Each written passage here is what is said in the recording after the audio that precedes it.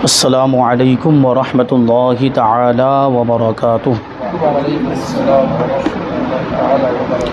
نحمده ونصلی ونسلم علی رسولہ الکریم، اما بعد فاعوذ باللہ من الشیطان الرجیم، بسم اللہ الرحمن الرحیم۔ ان اللہ وملائکتہ یصلون علی النبی یا ایہا الذین آمنوا صلوا علیہ وسلموا تسلیما۔ اللہم صلی علی سیدنا و مولانا محمد معدن الجود والکرم وآلہ الکرام وابنہ الکریم وبارک وسلم صلاۃ و سلاما علیک یا رسول اللہ صلی اللہ تعالی علیہ وسلم۔ سبق نمبر 12، نماز کا بیان۔ فرماتے ہیں کہ ہر عاقل بالغ مسلمان پر روزانہ 5 وقت کی نماز فرض ہے۔ عاقل بالغ کا مطلب کیا ہوتا ہے؟ بالغ تو تقریباً لوگ جانتے ہیں، عاقل مطلب جس کی عقل سلامت ہو، جو پاگل نہ ہو، مجنون نہ ہو۔ اور بالغ کا مطلب لڑکا ہے تو اس کو احتلام شروع ہو گیا تو وہ بالغ ہو جائے گا، اور احتلام کے ذریعے اگر وہ بالغ نہیں ہوا ہے تو اس کی عمر 15 سال ہے۔ اور لڑکی میں حیض شروع ہو گیا تو جتنے سال کی عمر میں حیض آنا شروع ہو گیا ہے وہ بالغ ہو گئی۔ اگر اس میں بھی حیض آنا شروع نہیں ہوا تو اس میں بھی 15 سال کی عمر بتائی گئی ہے، پھر اس کو بالغ مانا جائے گا۔ تو ہر عاقل بالغ مسلمان پر روزانہ 5 وقت کی نماز فرض ہے۔ اللہ پاک پارہ نمبر 2 سورہ بقرہ کی آیت نمبر 238 میں ارشاد فرماتا ہے، حافظوا علی الصلوات والصلاۃ الوسطی وقوموا للہ قانتین۔ نگہبانی کرو سب نمازوں اور بیچ کی نماز کی، یعنی پابندی کرو، سب نمازوں کی پابندی کرو اور بیچ کی نماز کی پابندی کرو، اور کھڑے ہو اللہ کے حضور ادب سے، یعنی اللہ کی بارگاہ میں ادب سے کھڑے ہو۔ تو دیکھیں یہاں پر 5 وقت کی نمازوں کی پابندی کرنے کا حکم دیا، اور خاص طور پر بیچ کی نماز کی پابندی کرنے کا حکم دیا گیا۔ اور بخاری شریف کی روایت سے پتہ چلتا ہے کہ بیچ کی نماز سے مراد یہاں پر عصر کی نماز ہے، اور اس کی خاص طور پر پابندی کرنے کا حکم اس لیے دیا جا رہا ہے کہ وہ زیادہ غفلت کا وقت ہوتا ہے، کاروبار وغیرہ کی تیزی کا وقت ہوتا ہے، آدمی زیادہ مشغول ہوتا ہے، اس وجہ سے اس نماز کے چھوٹ جانے کا زیادہ اندیشہ ہے۔ اسی لیے اس کی اہمیت کو اجاگر کرنے کے لیے فرمایا گیا کہ یوں تو ساری نمازوں کی پابندی کرنی ہے، لیکن خاص طور پر بیچ والی نماز، اور اللہ کی بارگاہ میں ادب سے کھڑا ہونا ہے۔ اور اس میں یہ جو آیا ہے کہ وقوموا للہ قانتین، اس میں کچھ چیزیں ایسی ہے جس کی طرف اشارہ کہ اس آیت کریمہ کے نازل ہونے سے پہلے کبھی کبھی صحابہ کرام ضرورت کی وجہ سے نماز کے دوران بات بھی کر لیتے تھے، یہ پہلے ہوتا تھا، کلام کر لیتے تھے، لیکن اس آیت کریمہ میں کلام کرنے سے بھی منع کر دیا گیا، یعنی نماز میں بات چیت کرنا جائز نہیں ہے۔ اب اگر کوئی بات چیت کرے گا، گفتگو کرے گا تو نماز فاسد ہو جائے گی، ٹوٹ جائے گی۔ صدر الافاضل حضرت علامہ مولانا سید محمد نعیم الدین مراد آبادی رحمۃ اللہ تعالی علیہ اس آیت مبارکہ کے تحت لکھتے ہیں خزائن العرفان کے اندر، یعنی 5 گانا فرض نمازوں کو ان کے اوقات پر ارکان و شرائط کے ساتھ ادا کرتے رہو۔ اس میں 5 نمازوں کی فرضیت کا بیان ہے، کیونکہ 5 نمازوں کو پڑھنے کا حکم دیا جا رہا ہے، اور حکم یہ کسی بھی چیز کو ضروری قرار دینے کے لیے ہوتا ہے۔ حکم دیا گیا اس کا مطلب ہے کہ وہ چیز ضروری ہے، تو اس وجہ سے یہ فرمایا کہ نمازوں کی فرضیت کو اس آیت کریمہ میں بیان کیا گیا۔ اور دوسری بھی بہت ساری آیتیں ہیں جن سے نماز کی فرضیت کا ثبوت ملتا ہے۔ اب یہاں پر کہتے ہیں کہ نماز کی اہمیت پر 2 احادیث مبارکہ بیان کیجیے۔ تو پہلی حدیث حضرت عبادہ بن صامت رضی اللہ تعالی عنہ سے روایت ہے کہ حضور اکرم صلی اللہ علیہ وسلم نے ارشاد فرمایا، 5 نمازیں اللہ پاک نے بندوں پر فرض کیں، جس نے اچھی طرح وضو کیا، جیسے وضو کرنا چاہیے، جو وضو کا سنت طریقہ ہے اس کے مطابق جس نے وضو کیا اور وقت میں نماز پڑھ لی، 5 وقت کی نمازیں پڑھی، اور رکوع اور خشوع کو پورا کیا، یعنی رکوع بھی اچھی طریقے سے ادا کیا، اور خشوع یعنی دل کی کیفیت کو بھی سدھارنے کی کوشش کی، دل میں دوسرے خیالات نہیں آنے دیے، وسوسے نہیں آنے دیے، تو اس کے لیے اللہ پاک نے اپنے ذمہ کرم پر عہد کر لیا ہے کہ اسے بخش دے، اور جس نے ایسا نہ کیا اس کے لیے عہد نہیں، چاہے تو اللہ اسے بخشے، چاہے تو عذاب کرے۔ دوسری حدیث، ایک شخص نے آقا کریم صلی اللہ علیہ وسلم کی بارگاہ میں عرض کیا، یا رسول اللہ صلی اللہ تعالی علیہ وسلم، اسلام کی کیا چیز اللہ پاک کو سب سے زیادہ پسند ہے؟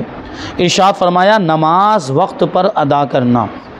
اب یہاں سے نماز پڑھنے کے فوائد بیان کیے جا رہے ہیں. اس سے پہلے والے درس میں وقت پر نماز پڑھنے کے فوائد بتائے گئے تھے, وقت پر وقت کی پابندی کے ساتھ نماز ادا کرنے کے فائدے بتائے گئے تھے. اب یہاں پہ مطلقاً نماز پڑھنے کے فائدے, نماز پڑھنے کے کیا کیا فائدے ہیں؟ جواب دیتے ہیں کہ نماز اندھیری قبر کا چراغ ہے. جو نمازوں کی پابندی کرتا ہے یہ نماز اس کے لیے قبر میں روشنی بن کر آئے گی. اور قبر میں ظاہر سی بات ہے روشنی کی ضرورت ہے کہ نہیں, نور کی ضرورت ہے, ہر کسی کو روشنی کی ضرورت ہے. تو جو پانچوں وقت کی نمازوں کی پابندی کرتا ہے یہ نماز اس کی قبر میں چراغ بن کے روشنی کا انتظام کرے گی. اور فرماتے ہیں کہ نماز عذاب قبر سے بچاتی ہے, اس کی بھی بہت سخت ضرورت ہے. اور نماز قیامت کی دھوپ میں سایہ ہے. نماز پل صراط کے لیے آسانی ہے. پل صراط جو جہنم کے اوپر پل بنا ہوا ہے, بال سے زیادہ باریک اور تلوار سے زیادہ تیز ہے, اس پر سے گزرنا بڑا مشکل ہے. لوگ اپنے اپنے اعمال کے مطابق گزریں گے, جس کے جتنے اچھے اعمال ہوں گے اتنے تیزی کے ساتھ گزر جائے گا. گنہگار تو اس کے گناہ جتنے زیادہ ہوں گے اتنا وہ لڑکھڑاتا ہوا گزرے گا. اور کافر کے بارے میں تو فرمایا گیا کہ کافر تو کٹ کٹ کے جہنم میں گر جاؤ, تو گزر ہی نہیں پائے, وہ تو کٹ کے جہنم میں گر جائے گا. تو نماز اگر پڑھتے رہے ہوں گے, نمازوں کی پابندی کی ہوگی تو اس کی وجہ سے پل صراط پر آسانی ہوگی. یعنی تیزی کے ساتھ نمازی جو ہے, جو نیک و کار ہوگا متقی پرہیزگار, وہ تیزی کے ساتھ گزر جائے گا. یہاں تک فرمایا گیا کہ وہ بجلی کی طرح, بجلی میں کتنی تیزی ہوتی ہے, وہ تیز رفتاری کے ساتھ گزر جائے گا. اور بعض اہل ایمان ایسے ہوں گے جو گھوڑے کی طرح تیز رفتاری کے ساتھ گزریں گے. سب کی رفتار الگ الگ احادیث کے اندر بیان کی گئی. آگے ہے کہ نماز جہنم کے عذاب سے بچاتی ہے, نماز سے رحمت نازل ہوتی ہے, نماز سے گناہ معاف ہوتے ہیں, نماز دعاؤں کی قبولیت کا سبب ہے. آدمی ایسے ہی دعا کرتے رہے کہ یہ مل جائے وہ مل جائے, میرا یہ کام ہو جائے, یہ مصیبت یہ دور ہو جائے, پریشانی دور ہو جائے, بیماری دور ہو جائے, ایسے ہی دعا کرتا رہے تو اتنا فائدہ نہیں. بلکہ بسا اوقات اسی وجہ سے کہ ایک طرف اللہ تعالیٰ کی نافرمانی کرتا ہے نماز چھوڑ کر, اور دوسری طرف اسی پروردگار سے رحمت کی امید بھی کرتا ہے اور اس بات کی بھی امید کرتا ہے کہ دعا قبول ہو جائے, تو کیسے ہوگی؟ تو اس کو ساتھ میں نماز پڑھنی چاہیے, اللہ کی فرما برداری بھی کرنی چاہیے. تو نماز یہ دعا کی قبولیت کا سبب بھی ہے. اسی وجہ سے ہم نمازوں سے فارغ ہونے کے بعد دعا کرتے ہیں. دو مرتبہ ہمارے یہاں پہ تو دعا ہوتی ہے.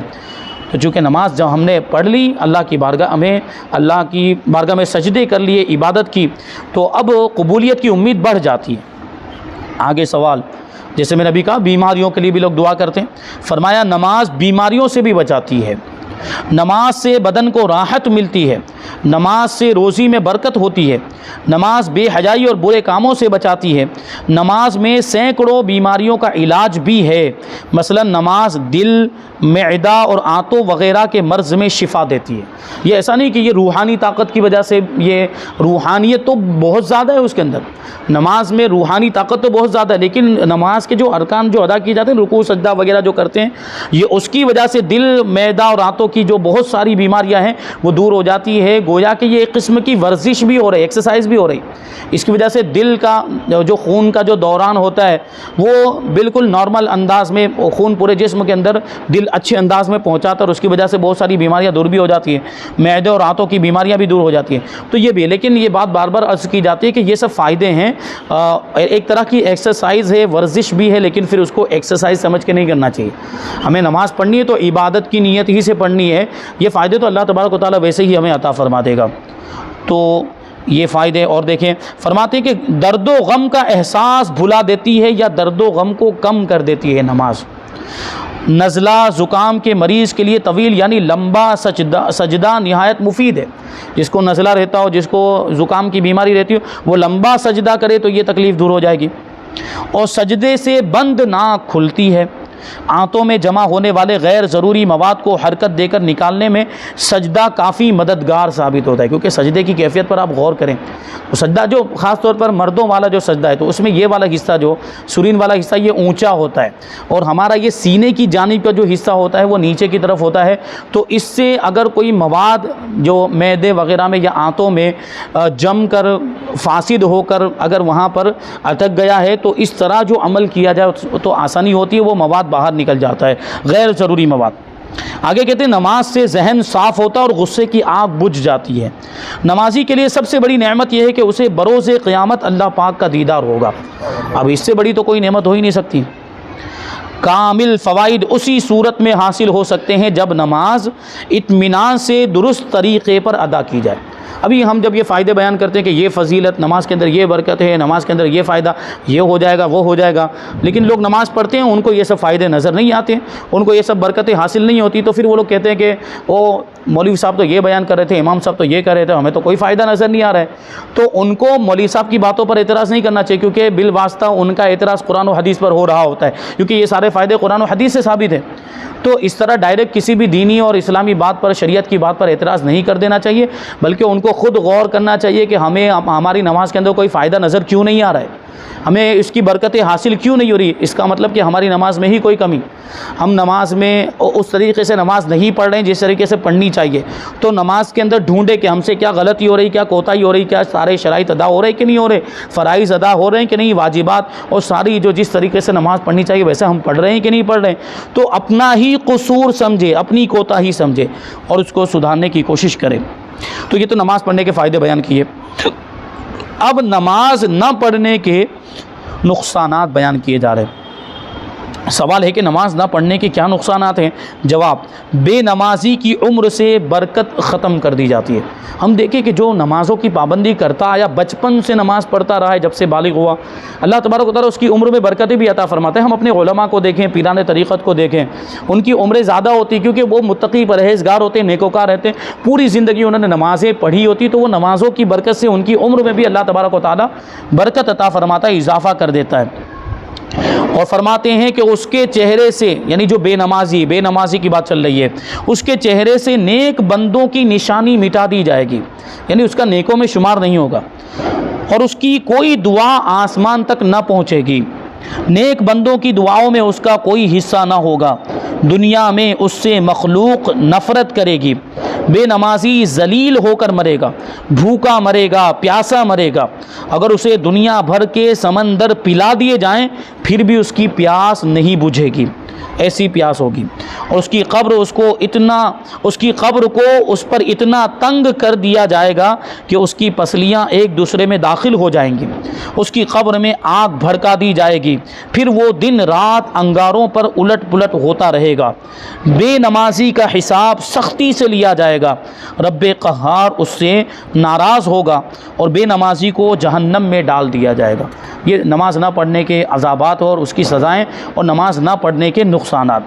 اب بہرحال نماز پڑھنی ہے تو پھر نماز کے تعلق سے ضروری معلومات، نماز کے شرائط، نماز کے فرائض، نماز کا طریقہ، نماز کے اندر کیا چیزیں ضروری ہیں، نماز سے پہلے کیا چیزیں ضروری ہیں، تاکہ صحیح طریقے سے ہماری نماز ادا ہو پائے۔ اس لیے اب وہ ساری چیزیں یہاں سے بیان کر رہے ہیں، نماز کے شرائط اور نماز کے فرائض وغیرہ، نماز کی سنتیں، نماز کے واجبات اور نماز کا پورا طریقہ، یہ ہر مسلمان کے لیے جاننا ضروری ہے۔ اس وجہ سے اب یہاں سے اسی کو بیان کریں گے۔ تو سب سے پہلے آتا ہے نماز کے شرائط، سبق نمبر 13 میں نماز کی شرطوں کو بیان کریں گے، اور شرط کے بارے میں آپ کو یہ بات معلوم ہونی چاہیے کہ یہ شرط، یہ شرائط جس چیز کے لیے وہ شرط ہیں یہ اس چیز سے باہر ہوتی ہے، اس چیز سے پہلے ان چیزوں کا پایا جانا ضروری ہے جس کے لیے ان کو شرط بنایا گیا۔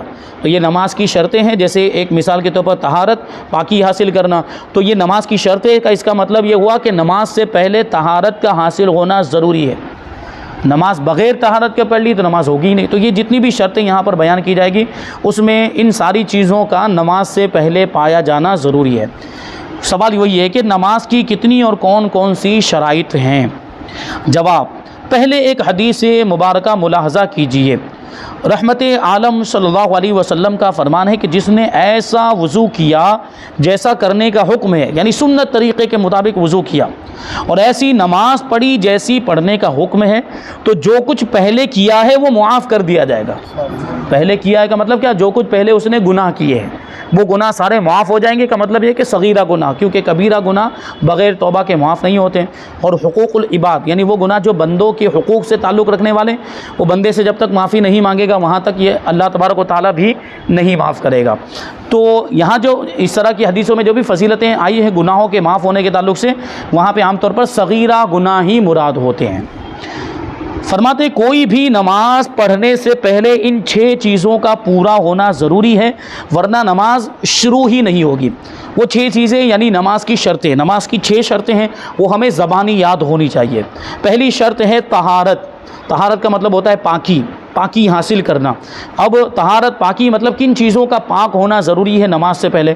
بیان کرتے ہیں کہ نماز پڑھنے والے کا بدن، نماز پڑھنے والے کا لباس اور نماز پڑھنے کی جگہ ناپاکی یعنی گندگی سے پاک ہو، نماز پڑھنے والے پر غسل فرض نہ ہو اور وہ باوضو ہو، تو یہ طہارت کا مطلب ہوا۔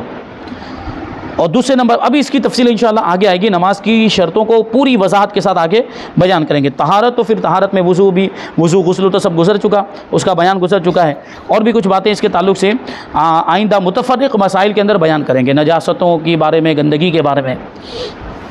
تو نمازی کا بدن، نمازی کا لباس اور جس جگہ پر وہ نماز پڑھ رہا ہے اس جگہ کا پاک ہونا ضروری ہے، وہاں پر کوئی گندگی نہ ہو، کوئی ناپاکی نہ ہو، کوئی نجاست نہ ہو۔